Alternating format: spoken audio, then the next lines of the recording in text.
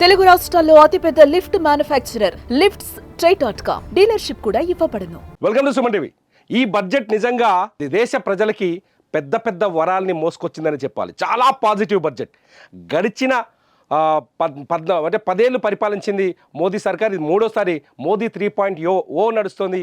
3.0లో మోదీ ప్రభుత్వం దేశ ప్రజలకి ఎప్పుడూ ఊహించనంత గొప్ప వరాలను ఇచ్చింది. అందులో మొదటి వరం రైతులకి ఈ బడ్జెట్లో అత్యధిక ప్రాధాన్యతనిస్తూ నిర్మలా సీతారామన్ కొన్ని చాలా ఉపయోగకరమైన ప్రతిపాదనని తెరపైకి తీసుకొచ్చింది.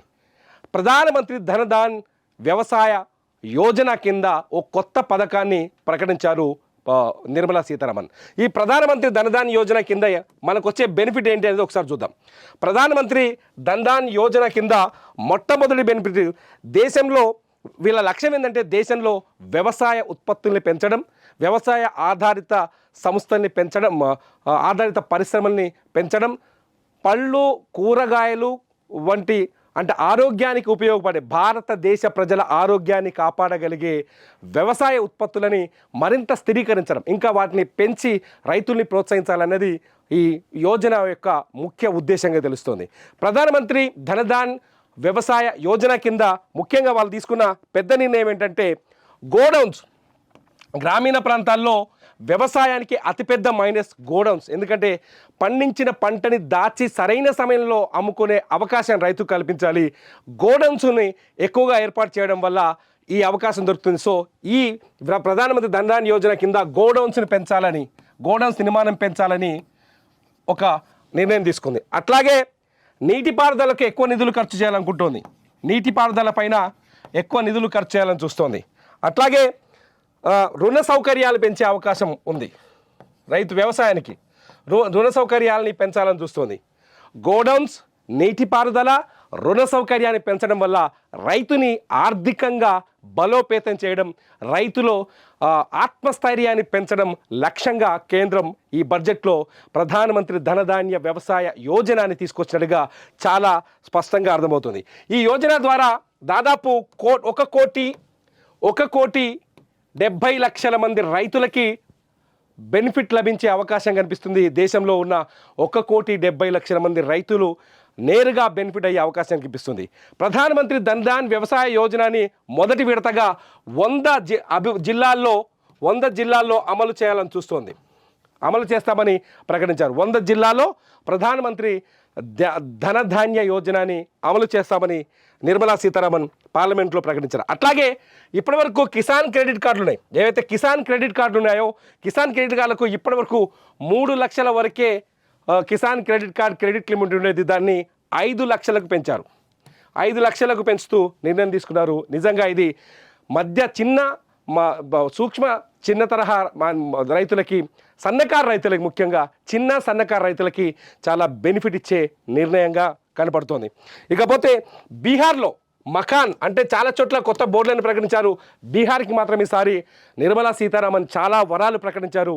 నితీష్ కుమార్ చాలా ముఖ్యమైన వ్యక్తిగా, నితీష్ కుమార్కి చాలా అధిక ప్రాధాన్యతనే ఈ బడ్జెట్లో కనిపించింది. బీహార్లో చాలా కొత్త బోర్డులని సంస్థను తీసుకొచ్చారు. అగ్రికల్చర్ సెక్టార్కి వచ్చేసరికి మకాన్ అంటే పూల్ మకానా ఉంటుంది కదా మనకి, మకానా బోర్డుని ఏర్పాటు చేస్తామని బీహార్లో మకానా పంట ఎక్కువ. మకానా బోర్డుని ప్రకటించింది బీహార్కి.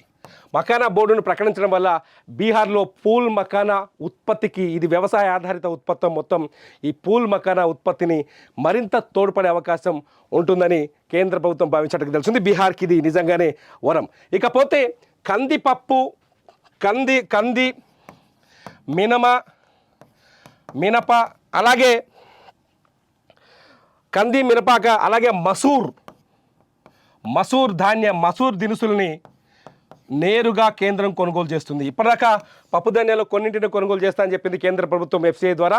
ఈసారి అంటే మన వడ్లు కొనుగోలు చేస్తున్నారు కదా తెలంగాణలో చూస్తే, ఆంధ్రప్రదేశ్లో చూస్తే, అలాగే కందిని, మినపని, పప్పు ధాన్యాల్ని నేరుగా కొనుగోలు చేస్తామని కేంద్రం ప్రకటించింది. ఎఫ్సిఐ ద్వారా దీన్ని కొనుగోలు చేయడం వల్ల రైతులకి నిజంగా ఎంఎస్పి వస్తుందని మనం ఇక్కడ ఆశించవచ్చు.